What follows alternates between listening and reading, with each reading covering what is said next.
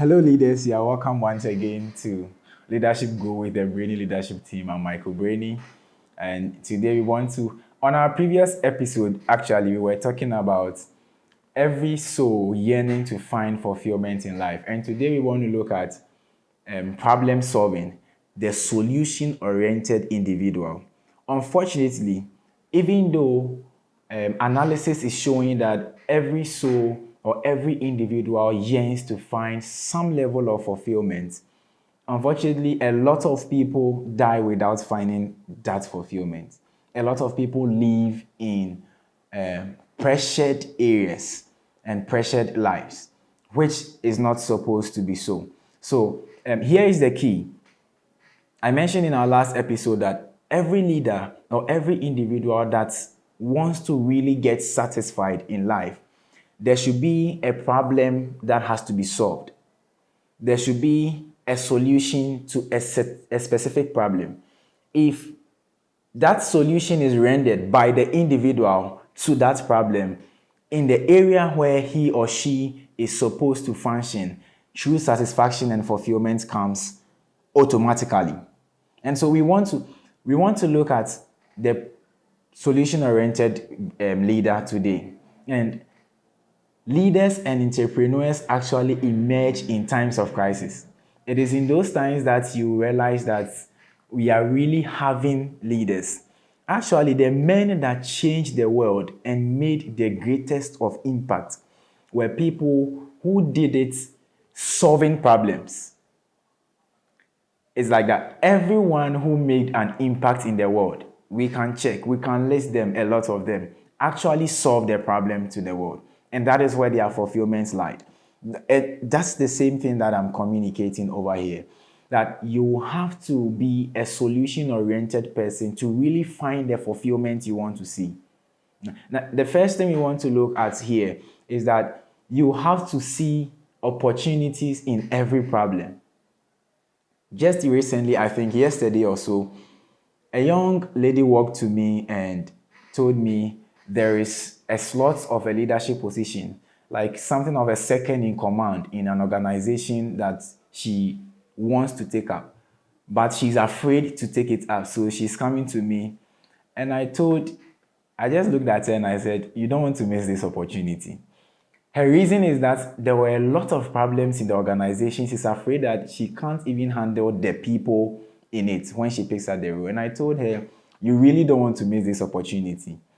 The only reason why they are leaders is because there are problems. So once you identify that problem, you already know the problem. The problem is that there are problems in the organization. There are difficult people to be handled in the organization. There are things that has to be done in it. And if we are having the opportunity to make you a second in command, you really have to go in for it. Now, once you are able to contribute to this problem, once you are able to identify and solve the problem, you become a leader who is fulfilled at the end of the day.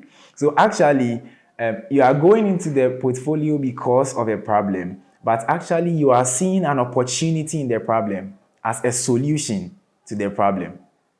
So every leader out there, if you are watching me, as soon as a problem drops, find an opportunity in the problem. Look for what best can be done to solve the problem.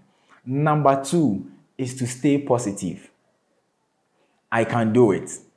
I can do it. I can do it. The problem is ahead of you. You've identified the problem. You found opportunity in it, in solving it. Stay positive. Commit to solving the problem. Be courageous. As a skill or as a trait of a leader, you have to be very courageous. Waldo said something. He says that do the things that you fear, and fear is certain of dying. So the things that you are really afraid of, the problem you are really afraid of addressing, actually, as soon as you take the step to do it, the fear itself dies, because now you've mastered the courage to do the work.